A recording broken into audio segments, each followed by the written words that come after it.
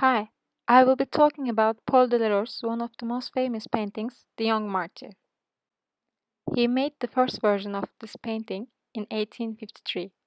It is currently at display at Louvre Museum, Paris. Historical figures and moments are one of the most used subjects by Delaroche. His works can be considered mostly an example of Romanticism. I will try to analyze The Young Martyr with Panofsky's method. First, let's observe what we see. A young female is found lying in water. The halo above her head creates a light making her visible in dark background. The rest of the painting is dark and it's hard to distinguish other silhouettes. The water has a blue-green color which contrasts with the orange sunset. Details are more visible in the Hermitage version of the painting. A boat is present near the body tied on a wood. The human silhouettes are now seen more clearly and it seems that there are two persons. The story of this young woman is a very old one. The scene depicts the sacrifice of this young Christian woman in 3rd century by Roman Emperor Diocletian. A lot of people were murdered at that time because of their religions. This woman was found by two strangers who are passing by the river. The illuminating halo was not the first for Delaroche. He painted his wife on her deathbed 8 years before the young martyr. Her wife's unexpectedly early death influenced Delaroche, and he represented her wife in that innocent Christian martyr. Sacrifice of innocent young woman theme was chosen by Delaroche even way before his wife's death. In execution of Lady Jane Grey, he depicted young Jane Grey just a moment before her death.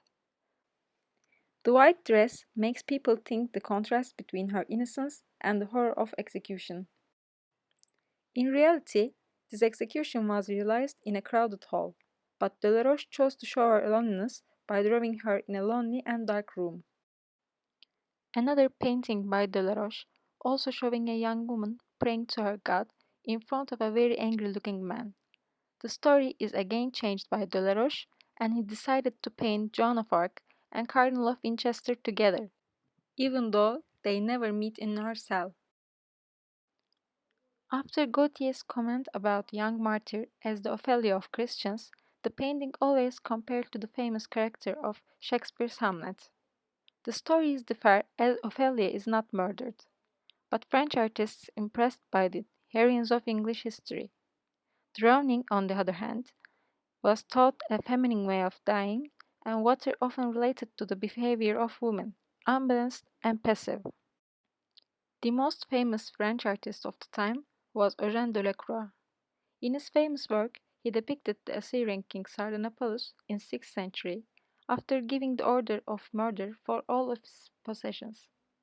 The divinity is present as light above the victims.